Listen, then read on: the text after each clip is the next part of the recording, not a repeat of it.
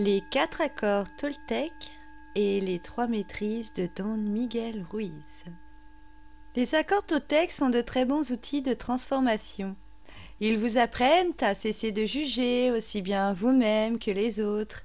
Ils vous accompagnent vers un changement de vie et à ne plus vivre dans la culpabilité, la honte et le rejet de soi.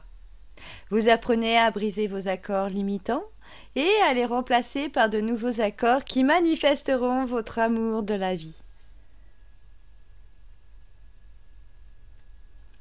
Don Miguel nous transmet beaucoup de messages à travers ses enseignements, dont celui-ci.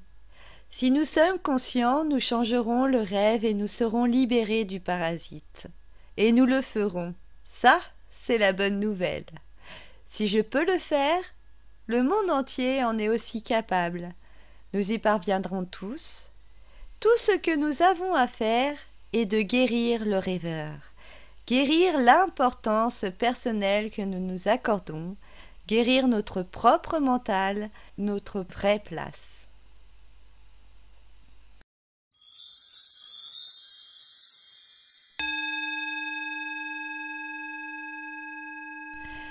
Dans les 4 accords Toltec, Don Miguel nous parle de la phase de domestication. Il nous dit « La souffrance humaine commence par la domestication. » Mais aussi, au cours du processus de domestication, on élabore une image de ce qu'est la perfection afin d'essayer d'être toujours comme il faut. On crée une image de comment on devrait être pour être accepté par tout le monde. Mais on ne correspond pas à cette image. Don Miguel nous parle ici comment, même avant notre naissance, les images, les symboles et quelles formes de messages sont programmés au cours de notre phase de domestication. Il est vrai qu'à notre venue au monde, on n'a aucune connaissance, aucune conception du bien ou du mal, du beau ou du laid, du genre, ni de lien d'appartenance de croyance. Ainsi, notre entourage, nos repères, vont projeter une image sur nous en croyant que c'est la nôtre. Or, chaque être humain projette une image différente sur nous et aucune n'est réellement exacte. Une image déformée qui se programme dans notre mémoire lorsqu'on y croit. Chacun ayant un parcours de vie différent, des savoir-être, faire, cumulés avec sa propre personnalité et force de caractère, il va de soi que nous sommes inévitablement tous différents, avec notre propre vision, rêve de vie et perception du monde qui nous entoure. Alors, se construire à travers les projections de chacun, les images qu'on nous renvoie de nous-mêmes ou du monde, ne sont que là la perception qui est propre à tout à chacun. Les images qu'on valide auront un impact tant qu'on s'autorise à y croire. Souvent, je dis que rien n'est figé. Nous choisissons notre propre chemin de vie et notre point de vue est soit une force ou soit notre propre boulet. Vous n'êtes pas libre d'être réellement ce que vous êtes en vous rendant prisonnier des images que vous pensez devoir être pour correspondre à celles que les autres projettent sur vous. Tout ceci n'est que ce que vous croyez. Ce que les autres croient ou pensent de vous, le seul impact sur vous-même et quelle place donnez-vous à tout ce savoir. Ainsi, les gens vous enseignent leur réalité, vous jugent, vous formatent et vous apprennent à jouer avec tous ces concepts, tous ces savoirs, en infiltrant les parasites dans votre rêve qui vous est propre. Et certains sont très forts pour vous mettre le verre dans la tête.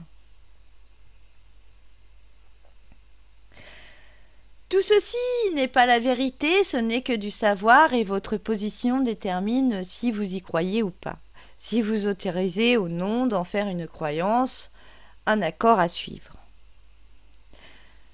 J'aime beaucoup cette petite histoire d'Émile Tobia, du grand-père, du petit-fils et de l'âne.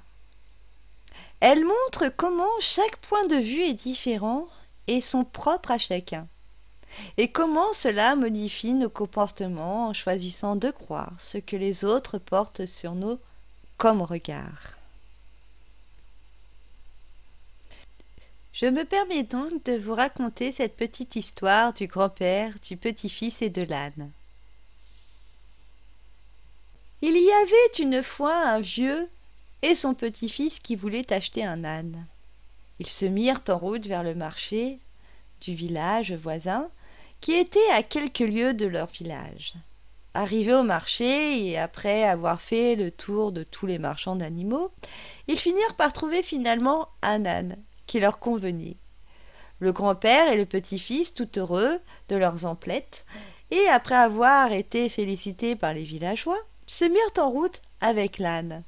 Les trois marchaient à la queue leu-leu, lorsqu'un passant leur fit la remarque suivante. « Qu'ils sont bêtes, ces gens!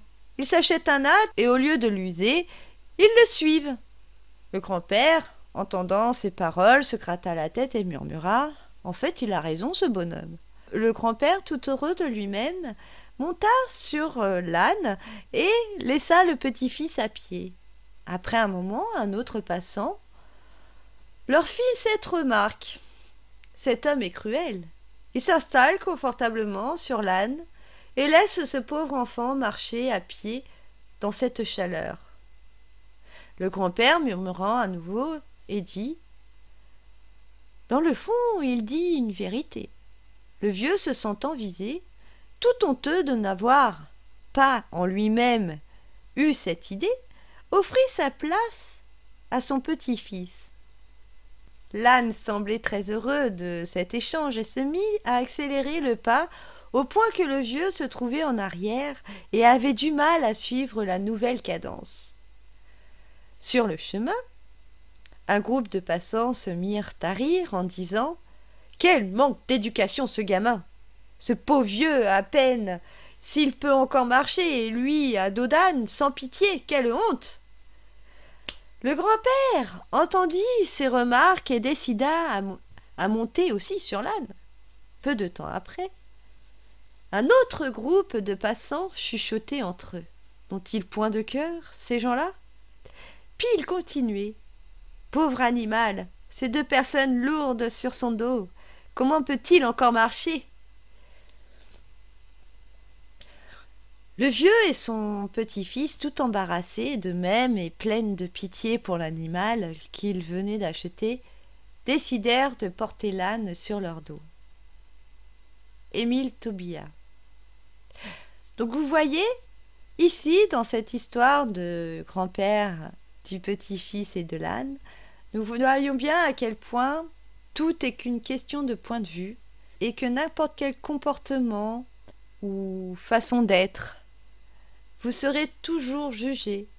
Les gens vous renverront toujours leur propre réalité, mais une réalité qui ne vous correspond pas.